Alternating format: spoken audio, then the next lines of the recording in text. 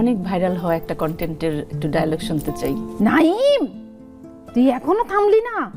এখনো দুষ্টামি করতেছস? তিনজনের মধ্যে কে বেশি ভুল করে? তিনজনের মধ্যে ভুল বেশি আমার হয়। কোন কমেন্টটি আপনাকে খুবই নাড়া দিয়েছে, যে এমন কোন কমেন্ট আছে? আমার কারণে আমার হাজবেন্ড মারা গেছে। আজকে আপনার অনুষ্ঠানের মাধ্যমে কথাটা বলি, আমার 2 বাচ্চা অনেকটা ভেঙে পড়ছে। তবু কি ভুলে থাকা যাচ্ছে? এটা তো কখনোই সম্ভব না। এই সময়টা আর ওই সময়টার মধ্যে কিভাবে নিজেকে সামলাচ্ছেন?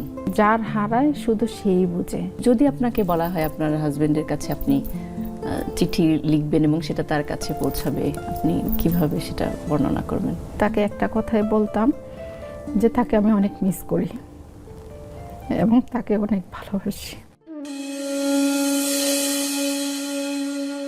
কেমন আছেন নীলুফার আপা? আলহামদুলিল্লাহ ভালো আছি, আপনি কেমন আছেন? আমিও ভালো আছি। আজকে আপনার জীবনের কথাগুলো, জীবন থেকে নেওয়া কথাগুলো শুনতে পাবো। আপনার যে পেজটা রয়েছে নীলাস খাবার দাবার, নীলাস খাবার দাবার, সেখানে তো নামটি শুনলেই কিন্তু মানুষ মনে করবে যে এখানে খাবারের কন্টেন্ট তৈরি করা হয় বা রান্নার কিছু দেখানো হয়। এই নামটা কেন বা কবে থেকে শুরু করেছিলেন? আমরা যখন কন্টেন্ট তৈরি করি তখন শুরুতে আমরা শুরু করছিলাম রান্না দিয়ে। যখন দেখছি যে রান্নাতে কোনো ভালো পাচ্ছি না, সাড়া পাচ্ছি না, তখন চলে গেছি যে ব্লগ করছিলাম। তখন সেটা তো খুব একটা ভালো পাচ্ছি না, কিন্তু নামটা তো তখনই দিয়ে ফেলছিলাম যে নীলাস খাবার দাবার, যে আমরা খাবার দাবার তৈরি করব। কিন্তু পাবলিক তো নিচ্ছে না। কিন্তু একটা জিনিস হচ্ছে কি, পাবলিক যেটা নেয় আমরা কিন্তু সেটাই করতে চেষ্টা করি। একটা জায়গা আসলে নীলুফার থেকে নীলা আসলে হচ্ছে কি, আমার নীলুফার ইয়াসমিন এটা হচ্ছে আমার স্কুল নাম, তারপরে বা একটা সার্টিফিকেটের নাম, কিন্তু এমনি হচ্ছে যে আমি নিকনেম হচ্ছে আমার নীলা, যেটা আমাকে সবাই বলে ডাকে আর কি। এই জন্য সবাই এমনি ওই ছোট নামটা দিয়েই ডাকে, কিন্তু আসলে আমি ওই যে নীলাস যাইয়া নীলাস লাগানো হয়েছে আর কি।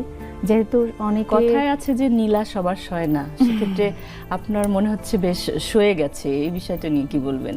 আমি মনে করি যে এটা আমার কাছে খুবই ভালো লাগার একটা নাম, আমার কাছে খুবই ভালো লাগছে বা ভালো লাগে, এবং কি সবাই আমাকে এই নামে চিনে। ছিলেন একজন সহজ সরল একজন গৃহিণী, কখনো ভেবেছেন যে এরকম করে ক্যামেরার সামনে এসে কন্টেন্ট? কখনো ভাবি নাই। এটা যে কিভাবে কি হয়েছে আমি নিজেও মানে মাঝে মাঝে অবাক হই। আসলে হয়েছে কি, আমি আসলেই সহজ সরল একজন গৃহিণী ছিলাম। তো যখন করোনা আসছিল, তো তখন তো অনেকের চাকরি যায় আসে, এরকম একটা অবস্থায় পড়ে গেছিল, আর ঘরবন্দি অনেক মানুষ হয়ে গেছে। তো কিছু একটা করি, এরকম একটা চিন্তা ভাবনা ছিল যে কিছু একটা করি, কি করা যায়। তখন যায় একটা পেজ খোলা হয়েছে, ইউটিউব চ্যানেল। প্রথমে আমি ইউটিউব চ্যানেলটাই খুলছিলাম, তো ওখানে মাশাআল্লাহ ভালো পাইছিলাম। পরে দেখলাম যে না, ফেসবুকেও ভালো চলতেছে, তা তখন যাই ফেসবুক আইডিটাও খুলি। তো এরপর থেকে যে আস্তে আস্তে করে কখন যে আমি এ পর্যন্ত চলে আসছি, আজকে আমার 8 লাখ প্লাস ফলো আমার নীলাস খাবার দাবারে, এবং কি আমার ইউটিউব চ্যানেলে আমার সিলভার প্লে বাটন আছে, আর খুব তাড়াতাড়ি মনে হয় 2 লাখ সাবস্ক্রাইব হবে। বাহ, অনেক অনেক অভিনন্দন আপনাকে। আমি দেখি যে ওখানে মানে যখন আপনার পেজটা আমি ফলো করছিলাম তখন দেখলাম যে আপনি 2 ছেলেকে নিয়ে কন্টেন্ট তৈরি করছেন। আপনার 2 ছেলে সম্পর্কে একটু জানতে চাইবো, এবং ওরা যখন আপনার মানে কো অ্যাক্টর এখন আপনার, তো ওরা কি রকম করে আপনাকে সহযোগিতা করে দুজনের অভিনয় নিয়ে, এই বিষয়গুলো একটু শুনি। আমার ছেলেদের কথা যদি বলতে হয়, এটা আমি সব সময় বলি, আজও বলতাছি, আমি মনে হয় আল্লাহর কাছে এমন কোনো পণ্য করছি যার কারণে আমার 2 ছেলে আমার সন্তান হিসাবে আল্লাহ আমাকে দিছে। আর ওদের কথা বলতে গেলে আমি ইমোশনাল হয়ে যাই। মানে আমার লাইফে মনে হচ্ছে যে মানে একটা গড গিফট থাকে না, এটা হচ্ছে আমার সন্তান। আমি আল্লাহর কাছে লাখ লাখ শুকরিয়া যে আমি এরকম 2টা সন্তান পাইছি, আর হচ্ছে যেন সারা জীবন এমনই থাকে সেজন্য। তো ওরা আমাকে যথেষ্ট পরিমাণ, আজকের যে আমাকে যারা চিনতেছে, এটার পিছনে একমাত্র অবদান আমার 2 ছেলের। ওরা আমাকে মানে হাতে কলমে যেরকম গড়ায়, এরকম গড়াইছে। অনেক সময় আমরা যেরকম মা হইছি, আমরা কিন্তু সন্তানকে, মানে অনেক সময় আমরা আচ্ছা সন্তানকে মানে করি, গড়ে তুলি, কিন্তু ওরা ওরকম করে আমাকে গড়ে তুলতেছে, আজও করতেছে। এই যে আপনি দেখলেন এখানে বসছি, মা আপনাকে এইভাবে বসলে, এই শাড়িটা পরলে, একটা অনুষ্ঠানে গেলে কোথায় কি সাজ নিতে হবে, কোথায় কি করতে হবে, সব কিন্তু আমার বাচ্চাদের জন্য। আজকে আমি এখানে আসছি। অনেকে আমাকে বলে, আপনি হয়তো জানেন আমার হাজব্যান্ড মারা গেছে, অনেকে আমাকে বলে আমি পর্দার ভিতরে চলে যাই, কিন্তু এটা তো লাইফ না। আমার বাচ্চারা কতদিন হলো মারা গেছেন তিনি? 4 মাসের বেশি হয়েছে, 4 মাসের বেশি হয়েছে আমার হাজব্যান্ড মারা গেছে। তো আমি জানি যে আমার বাচ্চাদের জন্য আমাকে বেঁচে থাকতে হবে। আমি অনেকটা ভেঙে পড়ছি, আবার আমি নিজেকে যে সামলায় উঠাইতেছি এটা একমাত্র আমার বাচ্চাদের জন্য। কারণ আমার যদি এখন কিছু হয়, আমার বাচ্চাদের জন্য আর কেউ রইল না বা থাকবে না। কিন্তু একটা মা হিসেবে তো আমি সেটা চাই না। আমি তো চাই যে আমার বাচ্চারা স্ট্রং হোক, আমার বাচ্চারা মানুষ হোক, আমার বাচ্চারা কিছু একটা করুক। কিন্তু একটা বাচ্চার জন্য বাবা যতটা ইম্পর্টেন্ট থাকে, সবচেয়ে বেশি ইম্পর্টেন্ট থাকে তার মা। অনুষ্ঠান শুরুর আগে আপনার 2 ছেলের সঙ্গে কথা হচ্ছিল, ওদের মুখে আমি জানলাম যে ওরা বলছিল যে আপনি ওদের বাবা, আপনি ওদের মা, ওইভাবে করে ওদেরকে গড়ে তুলছে। আসলে হয়েছে কি, আমার হাজব্যান্ড তো বাইরে থাকতো সব সময়, মানে ওদের জন্মের পরে ওর বাবা বিদেশে চলে যায়। তারপরে যাওয়ার পর থেকে ওরা অনেক ছোট ছোট ছিল, তখন থেকে আমি ওদেরকে সামলাই। তো ওই থেকে ওদের স্কুল কলেজ, আপনার লেখাপড়া থেকে এই চিকিৎসা থেকে যেখানে যত কিছু সব কিছু আমিই করছি। হ্যাঁ, ওর বাবা টাকা দিত, ঠিক আছে, কিন্তু একজন প্রবাসীর স্ত্রী হিসাবে এটা যারা প্রবাসীর স্ত্রী বা যারা প্রবাস থাকে তারা শুধু বুঝবে যে ওনারা টাকা দিচ্ছে, ঠিক আছে, কিন্তু ওনাদের বাচ্চারা কিভাবে মানুষ হচ্ছে এটা একমাত্র একটা মায়ে করে। তা আমিও সেরকমই ওদের স্কুলে বাবার জায়গা আমি গেছি, মায়ের জায়গা আমি গেছি। বাইরে যদি ওদেরকে নিয়ে চিকিৎসার জন্য গেছি বা স্কুলে গেছি, বাসায় এসে আবার রান্না করছি। তো এই জন্য 2টা জিনিসে আমি সামলাইছি ওদের, মাও হয়েছি বাবাও হয়েছি। বাজার ঘাট থেকে শুরু করে সমস্ত হ্যাঁ, কিছু, বাজার ঘাট থেকে যা এভরিথিং। একটা আপনি চিন্তা করেন, আপনি যখন বাজার ঘাট সব আপনার ভাইয়া করে দেয়, হ্যাঁ, আপনার হাজব্যান্ড করে দেয়, আপনি যা রান্না করেন, কিন্তু আমার বাজারটাও আমি করতেছি, রান্নাও আমি করতেছি, বাচ্চাদের খাওয়াচ্ছি, ঘুম পাড়াচ্ছি, সব কিছু আমারে করতে হচ্ছে। এই জন্য ওদের বাবাও আমি, মাও আমি। আর আমার কিছু হইলে ওরা সহ্য করে না, যেমন আমি ওদের কিছু হইলে সহ্য করি না, আমার কিছু হইলে ওরা সহ্য করে না। এই যে 4 মাস হলো ভাই আর নাই এখন, তো এই সময়টা আর ওই সময়টার মধ্যে কিভাবে নিজেকে সামলাচ্ছেন? কষ্ট হচ্ছে, যথেষ্ট কষ্ট হচ্ছে। এটা তো পাবলিক দেখে না, এটা তো কেউ দেখবে না, আপনিও বুঝবেন না সাপোজ। কারণ মানে সেই জায়গাটায় না থেকে, ভুক্তভোগী না হলে আসলে কেউ বুঝবে না, আমিও বুঝতাম না। আমিও এই জায়গায় যদি আমি না পড়তাম, আমিও অন্যটা বুঝতাম না। কারণ যার হারায় শুধু সেই বুঝে, অন্য কেউ বোঝে না।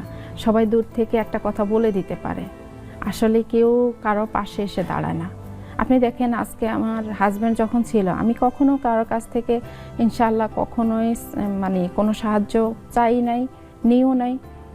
আল্লাহ যেন আমাকে এইভাবে রাখে, যেন না নিতে হয়। আমি চাচ্ছি আমার মাধ্যমে আমার বাচ্চারা বড় হয়ে যাক, ওদের একটা কিছু হোক।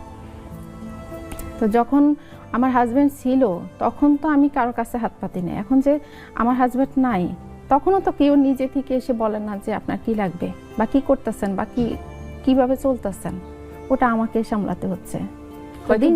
দুদিন খবর নেয়, হ্যাঁ, 2 দিন খবর নেয়, কিন্তু আপনি দেখেন আমার তো খবর নিলে হয় না।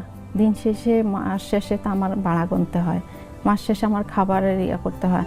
আমি আজ পর্যন্ত এই যে 4 মাস হয়েছে, আমি তো আমার বাচ্চাদের লেখাপড়া বন্ধ করি নাই, আমি আমার বাচ্চাদের লেখাপড়া চালু করে রাখছি। তো আপনার 2 ছেলে কোথায় লেখাপড়া করে? আমার 2 ছেলে তেজগাঁও কলেজে পড়ে, ওরা 2জনই লেখাপড়া করে। আমি বলছি যে আমি যতদিন আছি ইনশাআল্লাহ আমি লেখাপড়া চালিয়ে যাব। ওরা যেন এটা ফিল করতে না পারে যে আমার বাবা মরে গেছে, বাবা মরে যাওয়ার সাথে সাথে আমাদের লেখাপড়া বন্ধ হয়ে গেছে, ওটা যেন না হয়। ওরা যেন এটা ভাবে যে আমার মা আমাদের গড়ে তুলছে। একটা মা কি না পারে, সেটা মা যে না হয়েছে সে বুঝবে না। সেটা অনেক সময় তো বলাই হয় যে বাবা না থেকেও যদি মা থাকে, কিন্তু সেই অভাবটা মা আগলে রাখে। হ্যাঁ, মুরগি যেমন তার ছানাকে আগলে রাখে, আগলে রাখে। আমার ব্যাপারে সেরকমই হয়েছে। এতদিন হয়তো বা আমি ভাগ করছি যে ওর বাবা কিছু করতেছে, টাকা পয়সা পাঠাচ্ছে, আমি অন্যদিকে। এখন তো সব কিছু আমার মধ্যে চলে আসছে, এখন তো সব কিছু আমি করতে হচ্ছে। এখন মানে এর আগে দেখা গেল যে বিভিন্ন অনুষ্ঠানে বা কন্টেন্ট যখন তৈরি করেন আপনারা, সেখানে অনেক ধরনের কমেন্ট আসে। আপনার হাজবেন্ড মারা যাওয়ার পরে প্রোগ্রাম করা, কন্টেন্ট তৈরি করা, সেই টপিকগুলোর পেছনেও, কন্টেন্টের পেছনেও নানান ধরনের যে নেগেটিভ কমেন্ট আসে, হাজবেন্ড মারা যাওয়ার পরে আপনি কেন করছেন, এ ধরনের কমেন্টও আসে। সেইগুলোকে কিভাবে দেখেন, মন থেকে সামলান? একটা জিনিস হচ্ছে কি, যে কোনো জিনিসের ভালো থাকে খারাপও থাকে।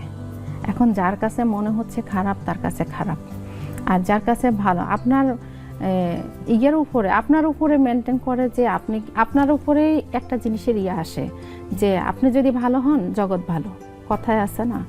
তো আপনি যেমন আপনি কমেন্টটা করবেন তেমন, সোজা কথা। আমি একটা জিনিসই বুঝি, আমি কিন্তু নাচানাচি করতেছি না, উচ্ছৃঙ্খল চলাফেরা করতেছি না, কিন্তু আমার সামাজিকতা এখন, হ্যাঁ অনেকে বলতেছে, এরা আমি ভেঙে বলি যে অনেকে বলতেছে আমি বোরকা পরে পেলি বা আমি করি। আমি যে দিন শেষে আমার যে বাচ্চাদের খরচটা আমার চালাইতে হইতেছে, ওটা তো কেউ দিয়ে যাচ্ছে না, ওটা তো আমারই করতে হচ্ছে। এটা কি আমার একটা কাজ?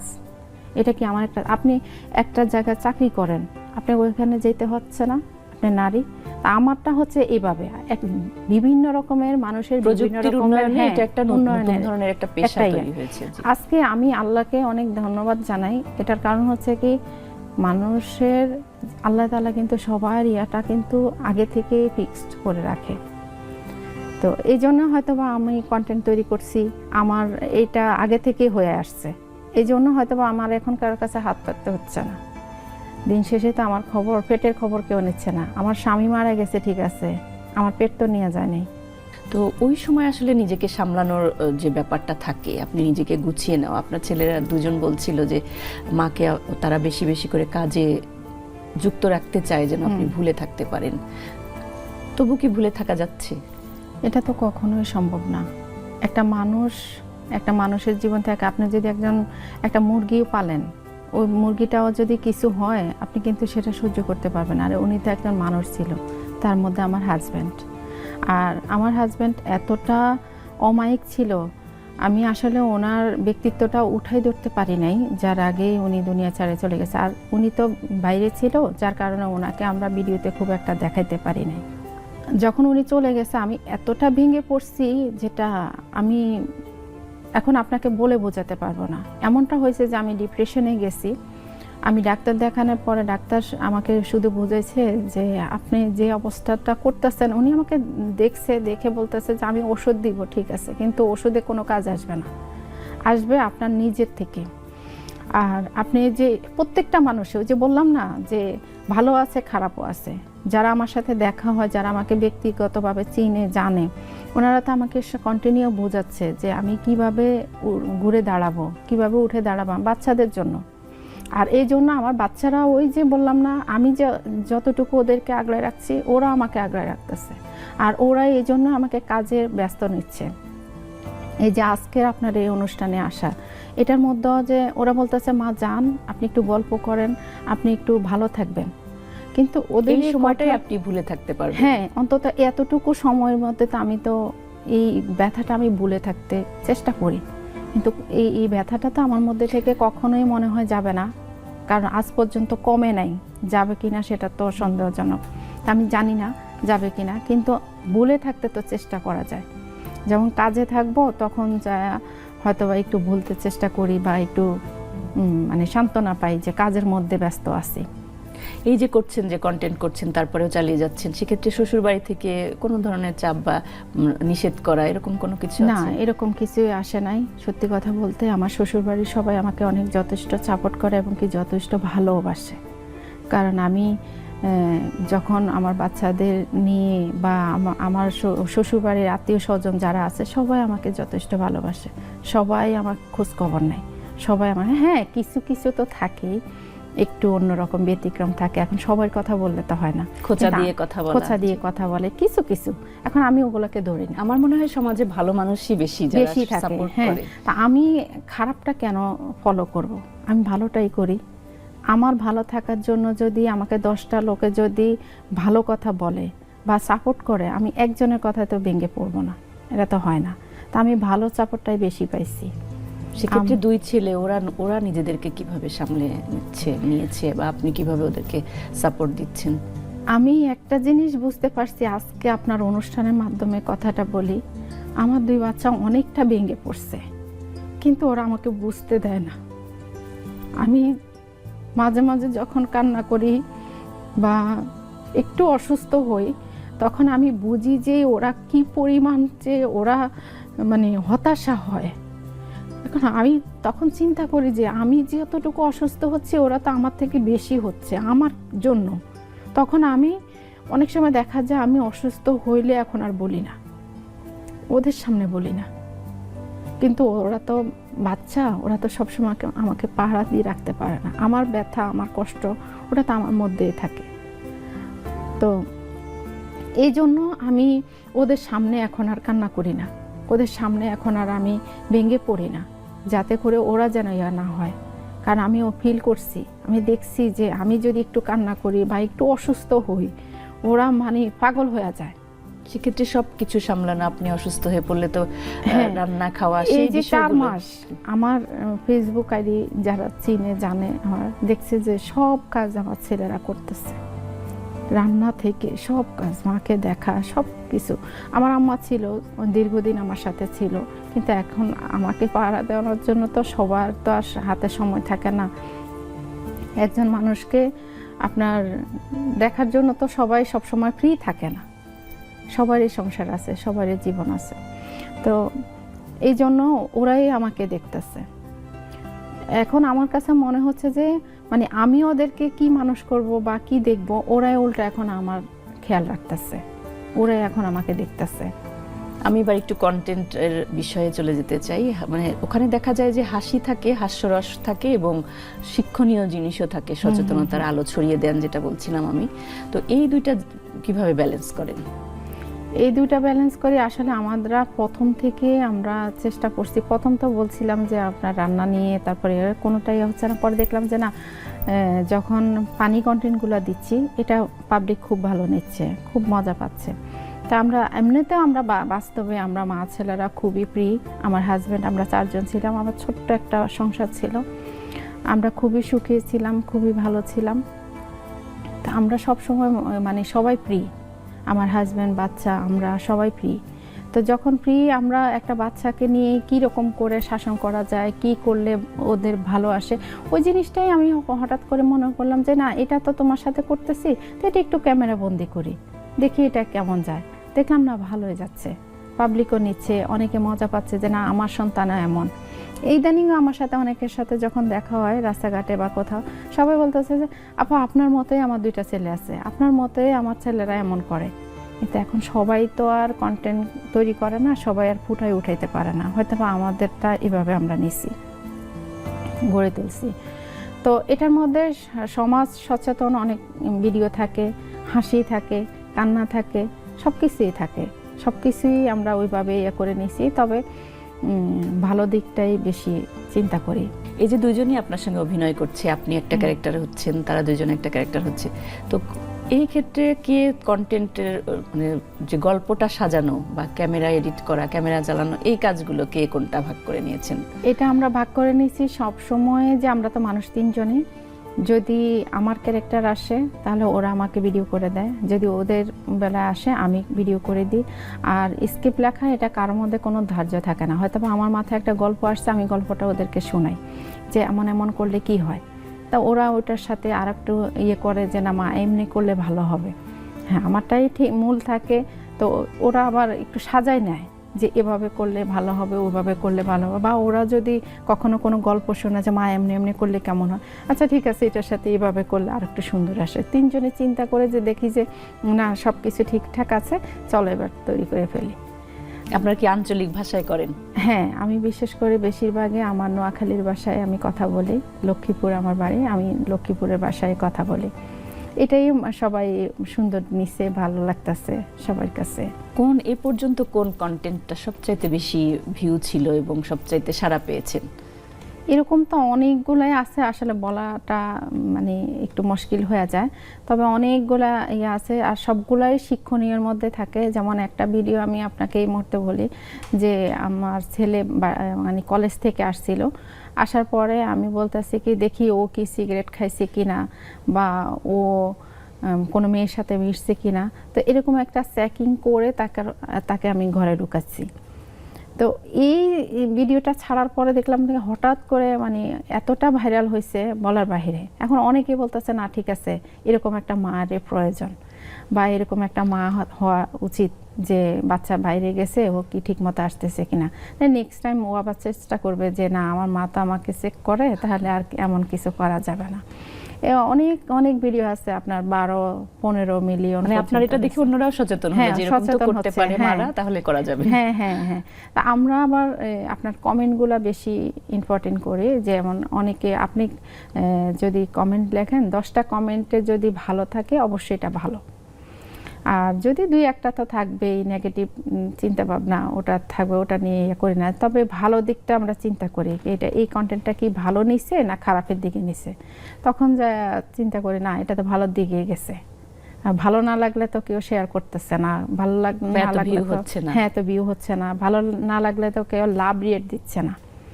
তো ওটার উপর চিন্তা করে পরেরটা চিন্তা করি যে এটার মতো আরেকটা কি করা যায় বা এটার বিকল্পে কি করা যায়। আপনি চিন্তা করে দেখেন, আমি যখন আপনার বাচ্চাকে একটা চকলেট দিব, আপনারও কিন্তু আশা থাকবে আমার বাচ্চাকে উনি একটা চকলেট দিব বা এরকম। তো আমি যে সেদিন যে কন্টেন্টটা দিয়েছিলাম, পারস্পরিক লেনদেন যেটা আমি দিলে উনিও দিবে।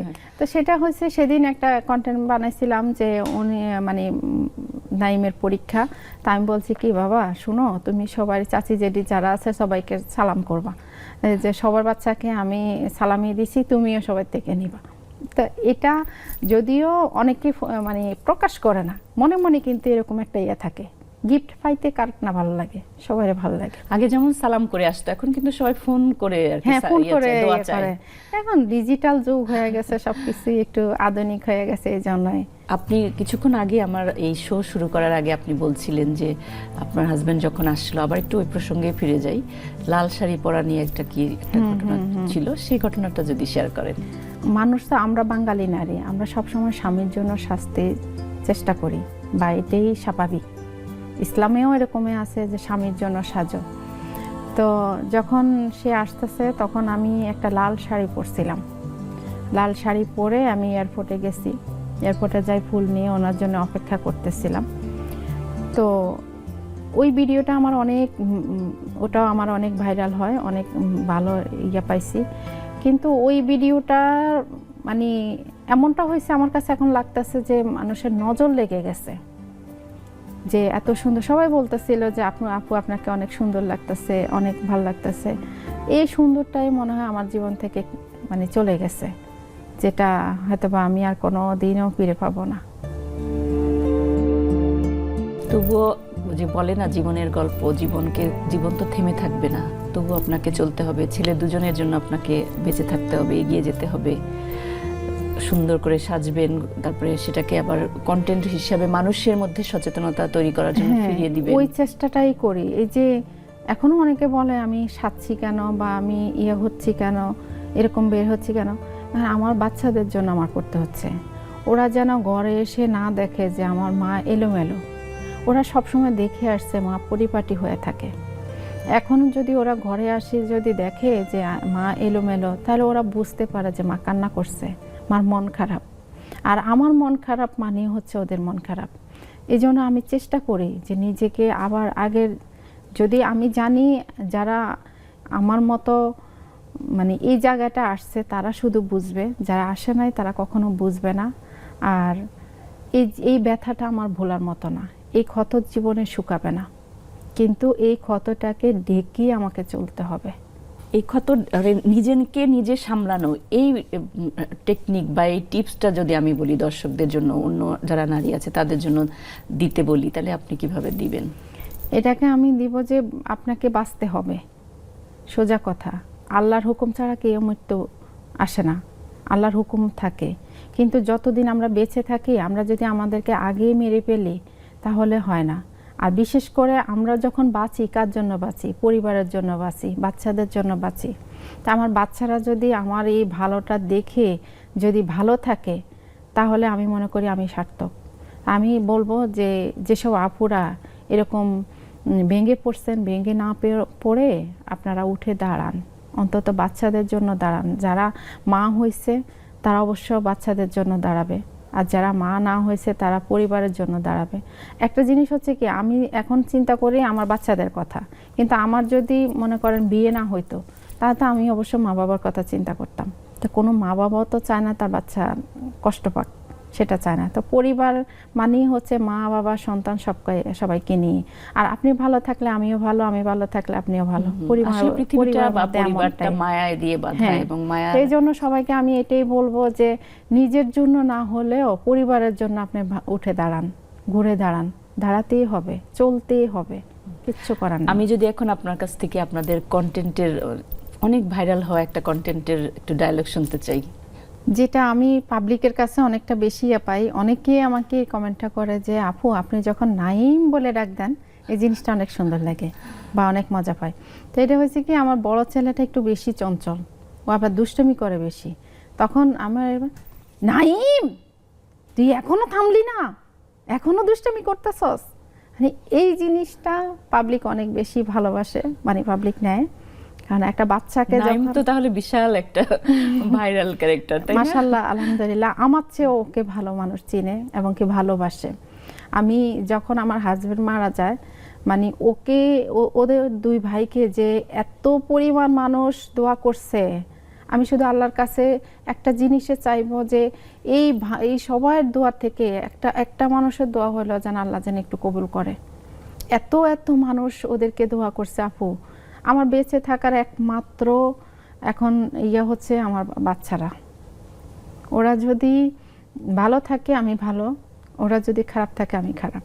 একমাত্র এখন আমার হাজবেন্ড মারা যাওয়ার পরে, আগে হয়তো আমি অনেক স্বপ্ন দেখছি, অনেক কিছু, এখন আর আমার ওই স্বপ্নগুলো নাই।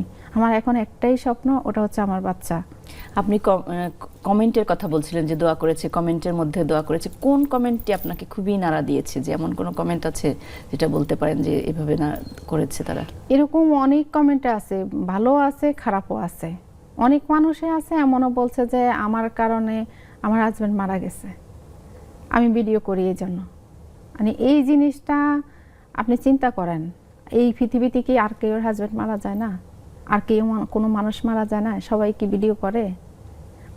আল্লাহর হাতের উপরে তো কারো হাত নাই।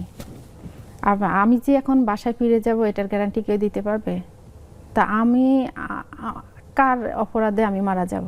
তা আমি ভিডিও করছি আমার হাজবেন্ড, এটার জন্য তো হাজবেন্ড মারা যায় এমন কিছু হইতে পারে না। আবার অনেকেই দোয়া করছে যে আপু আপনি আপনার কাজ চালায় যান, আপনি এই মুহূর্তে আপনার কাজটাই হচ্ছে আপনার একমাত্র অবলম্বন। আমি যদি কাজ না করি, প্রথমত হচ্ছে আমার পেটে ভাত আসবে না, কেউ দিবে না। দ্বিতীয়টা হচ্ছে যে আমি কাজের মধ্যে আমার ব্যথাটা আমি ভুলে থাকতে চাই। এই যে নাটকের মধ্যে আপনি মা ক্যারেক্টারটাই বেছে নিলেন, অন্য কোনো হতে পারতেন, কিন্তু আপনি আপনার যে মায়ের ভূমিকাটাই নিয়েছেন, এটাতে ভালোভাবে দর্শক গ্রহণ করেছে। এটার মূল কারণ হচ্ছে কি, আসলে তো আমি একজন মা, আর আমি সব সময় প্রাউড ফিল করি, মানে এটা আমার কাছে একটা গর্ব, আমি আমার 2 সন্তানের মা। কেউ যদি আমাকে আমার নাম ধরে না ডেকে যদি নাইম ইবেনের মা ডাকে, আমার কাছে শুনতে ভালো লাগে। কারণ আসল পরিচয়টা তো হচ্ছে আমি ওদের মা। এখন তো আমি মা হয়ে গেছি, আর একজন মার জন্য সন্তান কতটুকু ইম্পর্টেন্ট বা কতটা মূল্যবান সেটা যে মা হয়েছে সে বোঝে। বলা হয় যে মায়ের কাছে সব সন্তান সমান, কিন্তু একটু কি কোথাও কারোর জন্য একটু বেশি? না, এরকম কখনো হয় না। বরং মানে এমন কিছু কন্টেন্ট আমরা তৈরি করছি যে অনেক সময় ইভেন আমাকে প্রশ্ন করছে, নাইম প্রশ্ন করছে যে আম্মু আমরা তো 2টা, তাহলে কে বেশি আপনার কাছে মানে আদরের, কাকে বেশি আদর করেন? আমি বলছি যে একটা জিনিস চিন্তা করো, তোমরা আমার 2টা সন্তান, এটা আমি আমাকে দিই মানে একটা উদাহরণ দিছি যে তোমরা আমার 2টা সন্তান। তো একটা মানুষের 2টা চোখ থাকে, 2টা হাত থাকে। তো মনে করো আমার 2টা চোখ, এখন এক চোখ বন্ধ করলে তার এক চোখ ভালো করে দেখা যায় না। তো সেম এরকমই আমার 2টা সন্তান তো আমার 2 চোখের মতোই। যদি 3টা থাকতো 3টা এমনটাই হয়তো। কিন্তু আমি জানি যে সন্তানের মধ্যে কখনো কোনো ভাগ হয় না। সে যদি একটা সন্তান যদি অক্ষমও হয়, তাও সে মার কাছে সন্তানে। আপনি যে আঞ্চলিকতার কথা বলছিলেন, আঞ্চলিক ভাষায়, লক্ষ্মীপুরের ভাষায় যদি একটা কন্টেন্টের কথা বলেন। যেমন একটা কন্টেন্ট আছে যে নাইমা আমাকে এসে বলছে যে মা একটা আইডি খুলতে হবে, এখন আপনার ইয়ে লাগবে, বয়সটা বলতে হবে। তো এটা একটা পানি হিসাবে আমরা নিছি, আর আমি আঞ্চলিক ভাষায় বলি। হ্যাঁ, আঞ্চলিক ভাষায় শুনতে চাইছি দর্শকদের জন্য। আমার মা আপনি দেন আপনার একটা আইডি খুলতে হইব না, আপনার ইয়ার দেন মানে বয়সটা বসাতে হবে। আপনার বয়স কত? আমার বয়স কত? 22 বছর। কি বলে না আপনার বয়স 22 বছর, কি কর না আমার বয়সে তখন 22 গড়াইছে। আরে দৌড়, আমি এক কথার মাইয়া, আমি কেন দুই কথার মাইয়া না যে আমি দুই কথা বলবো। আর 22 বছর আগেও বলছি, 22 বছর এখনো বলছি, সামনেও বলবো। মানে এরকম করে আর কি আমরা কন্টেন্টগুলা বানাই। আঞ্চলিক ভাষাটাই আমার ইয়ার মধ্যে বেশি, সব আঞ্চলিক ভাষায় থাকে, শুদ্ধ ভাষা খুবই কম থাকে। সেক্ষেত্রে নাইম ওরা তো এখন ঢাকায় বড় হয়, ওরাও কি আঞ্চলিক ভাষাটা রপ্ত করে ফেলেছে? হ্যাঁ, ওরা আমার চেয়ে মানে আয়া নোয়াখালীর ভাষায় কই, ওরা আছে বেশি হারে নোয়াখালীর ভাষা। মাঝে মাঝে তো আই কই কি কিরে তোরা ঢাকায় থাকস, মানে তোরা ঢাকার কথা কয় কি মা আমরা কলেজে গেলে ঠিকই ঢাকার ভাষা আইয়ে বা বাইরে গেলে আইয়ে, কিন্তু ঘরে মধ্যে আমরা এইভাবে চলি। এই আঞ্চলিক ভাষারও কিন্তু একটা মধুর, হ্যাঁ মধুরই আছে, এটা অনেকটা সাড়া ফেলছে। কারণ আমার দেশের মানুষ অনেকেই দেখে, যেমন নোয়াখালীর মানুষ, লক্ষ্মীপুরের মানুষ, সবাই এগুলা দেখে মজা পায়। আর আঞ্চলিক মানুষ, যে কোনো মানুষের দেশের একটা ইয়া থাকে, টান থাকে। আবার একটু কন্টেন্টের বিষয়ে আসি। কন্টেন্ট তৈরি করার সময় আইডিয়া আগে আসে নাকি সেই ভাবনাটা আগে আসে, বা কোনটা আগে আসে সেক্ষেত্রে? আর কোনো বাস্তব চরিত্রকে ঘিরে করেন কিনা? আমাদের সব কন্টেন্টগুলো বাস্তব নিয়ে কথা, সবগুলো আপনি আমার পেজে যখন দেখবেন সবগুলা বাস্তবের মধ্যে আছে। আর এগুলা হয় কি অনেক সময় দেখা যায় আমাদের সাথে একটা জিনিস ঘটছে, হচ্ছে। যেমন ধরেন মাঝে মাঝে নাইম আমারে বলে যে মা আমাকে একটা বাইক কিনে দেন। তো বাইক তো আমি কখনো ওকে দিব না। আমি একটা এমনিতেও একটা ইয়ে করছি, যে চিন্তা করছি জীবনে কখনো আমার ছেলেদেরকে আমি বাইক দিব না। তো আমি এই জন্য দেখি, তো রাস্তাঘাটে বের হলে দেখি, আর বাইক অ্যাক্সিডেন্টটা খুবই মারাত্মক, আর বাঁচার কোনো চিন্তা ভাবনা থাকে না। তো তোরে তো জীবনেও দিব না, তুই এমনিও মরবি অমনিও মর না। মা আপনি যদি না দেন আমি গছ ছেড়ে চলে যাবো, গছ ছেড়ে চলে যা, তা বাঁচি থাক, কিন্তু বাইক কিনে দিয়ে মারার দরকার নাই। তো এই জিনিসটা যখন ও বলে যে বাইক কিনে না দিলে এটা হবে, এটা তো তুলে ধরা যায়। একটু গোছাই নি, একটু গোছায়া তুই এভাবে বলিস, আমি এভাবে বলবো, এই জিনিসটা আগে আমরা ইয়ে করে ফেলি, নিজেরা রিহার্সালের মতো রিহার্সাল করে ফেলি। দুই একবার হয়তো রিহার্সাল করি বা ইয়ে করি, হ্যাঁ এবার ঠিক আছে চল শুরু করি, তো এমনটাই হয়। তো এই জন্য আমার যতগুলা গল্প আছে সব কিছু বাস্তবের মধ্যে, আর এই জন্যই মানুষ কিন্তু বেশি পছন্দ করে। আর ভুল করে কে? তিনজনের মধ্যে কে বেশি ভুল করে? তিনজনের মধ্যে ভুল বেশি আমার হয়, কারণ আমাকে মানে শিখায় একরকম, বলে বলি আর এক রকম। মানে তখন যায় এই মা আপনারা দিয়ে হবে না, হ্যাঁ আমি তোর মা, এত কথা কবি না, আমি যা কমু তাই। একবারের জায়গায় 5 বার ঠিক করবি, কোনো ইয়ে নাই, করতে হবে। তো এই জন্য এরকম হয়। ওরা মাশাআল্লাহ ভালোই আমার থেকে ইয়ে করতে পারে। দিনে কয়টা কন্টেন্ট তৈরি করেন, বা সপ্তাহে এরকম কি কোনো বাধা ধরার নিয়ম আছে? যেহেতু আমরা জীবনমুখী জিনিসগুলো রাখি, তো এটা নিয়ে কোনো ধরা বাধা নাই। দেখা যায় যেটা একটা জিনিস গল্প ভালো লাগছে ওটাকে তুলে ধরি আমরা। আবার মানে কোনো গল্প নাই, একদিন বাদও যায়, সমস্যা নেই। এরকম হয় যে প্রত্যেক দিন দিতে হবে এমন না, তবে যেটা দিব সেটা যেন ভালো একটা গল্প হয়, ওটাই চেষ্টা করি। এই জন্য দিনে যে 2টা করতে হবে 3টা করতে হবে সেটা না, আমার মনে চাইছে একটাই দিছি। সোশ্যাল মিডিয়ায় যারা আসতে চান, কন্টেন্ট তৈরি করতে চান, কিন্তু এখনো তারা শুরু করতে পারেননি, শূন্যই বসে আছেন, তাদের জন্য কি পরামর্শ থাকবে? শুরু করতে হবে, শুরু করলে অবশ্যই একদিন সাকসেস আছে। এখন অনেকের আছে ধৈর্য নাই, অনেকে আছে আবার কিভাবে আসলে করলে এটাকে উঠে দেওয়া যাবে সেটা চিন্তা করে না। আর ভাবে কি এই যে যেমন আমরা নীলাস খাবার দাবার ধরে ভাইরাল হয়ে গেছি, না কখনোই না। আমরা অনেক কষ্ট করছি, অনেক ভিডিও আমাদেরও উঠে নাই, নিরাশ হয়েছি, দুঃখ লাগছে, এমনও হয়েছে যে কান্না করছি যে ভিডিও ছাড়লাম, এত কষ্ট করে ভিডিও উঠলো না, কিন্তু হাল ছাড়ি নাই, করে গেছি। একসময় ইনশাআল্লাহ আল্লাহ করছে, উঠাইছে।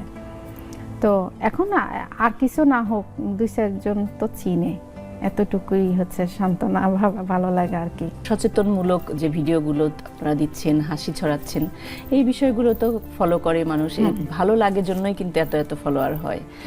সেক্ষেত্রে আমি আবারও একটু পেছন দিকে একটু ফিরতে চাইবো, একটু দুঃখের কথাগুলোই আবার একটু ঘুরে ফিরে আসবে। সেটা হচ্ছে যদি আপনাকে বলা হয় আপনার হাজবেন্ডের কাছে আপনি চিঠি লিখবেন এবং সেটা তার কাছে পৌঁছাবে, আপনি কিভাবে সেটা বর্ণনা করবেন? এরকম যদি থাকতো যে তার কাছে আমার চিঠিটা পৌঁছাবে, সে পড়তে পারবে বা সে শুনবে আমার কথাগুলো, তাহলে আমি শুধু তাকে একটা কথাই বলতাম যে তাকে আমি অনেক মিস করি এবং তাকে অনেক ভালোবাসি।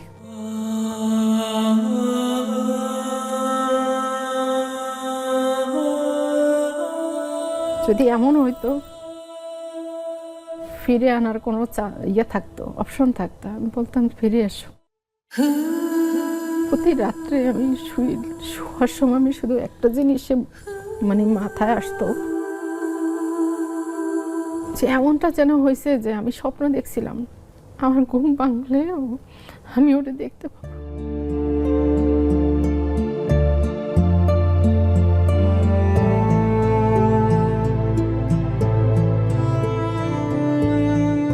এমন কোনো কিছু ইচ্ছা করে যে যে কন্টেন্টটা আপনি তৈরি করতে চান, যেটা এখনো তৈরি করা হয় নাই, এরকম যদি জানতে চাই? হ্যাঁ, এরকম অনেক কন্টেন্ট আছে যেটা আমার হাজব্যান্ডের ব্যাপারে অনেক, আমি যেহেতু আজকে উনি মারা গেছে 4 মাসের বেশি হয়েছে, তো ওনার সম্পর্কে অনেকের অনেক কিছু জানার ইচ্ছা আছে যেটা আমি এখনো আমার পেজের মধ্যে বলা হয় নাই। তো এরকম কিছু জিনিস আমি মাথায় রাখছি যে আমি আমার পাবলিকের মানে আমার দর্শকদের আমি জানাবো। তো ওগুলো আমি চেষ্টা করব যে সুন্দর করে উঠাই দেওয়ার জন্য। আর এ পর্যন্ত আমি 4.5 মাস হয়ে গেছে, এ পর্যন্ত আমি এখনো কোনো ভিডিওতে এখন আর ভয়েস দিই নাই। আগে যেগুলো দিছি সেগুলো আমি দিছি। আমার হাজব্যান্ড মারা যাওয়ার পর থেকে আমার ছেলে এগুলাকে এখন বেশি করে।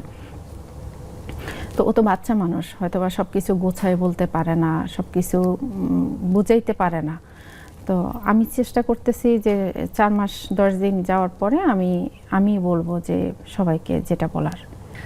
আমরা শুনলাম আপনার জীবনের গল্পগুলো, এই জীবনের গল্পগুলো মানুষের জন্য অনুপ্রেরণার হয়ে থাকুক, এটাই ছিল আমাদের উদ্দেশ্য। একজনের হাসি কান্নার সংগ্রামের গল্প অন্যজনের জন্য যেন অনুপ্রেরণার হয়। অনেক ধন্যবাদ আপনাকে। আপনার জীবনের এই কঠিনতম এই যে হাসি কান্না যে কন্টেন্টগুলো আপনারা তৈরি করেন, সচেতন তৈরি করেন, মানুষের মাঝে হাসি ছড়িয়ে দেন, এটা অন্যর জন্য অনুপ্রেরণা হোক, এটাই প্রত্যাশা থাকবে আপনাদের জন্য এবং রিনাস খাবার দাবার পেজের জন্য, আপনার 2 ছেলের জন্য অনেক অনেক শুভকামনা। আপনাকে অনেক ধন্যবাদ।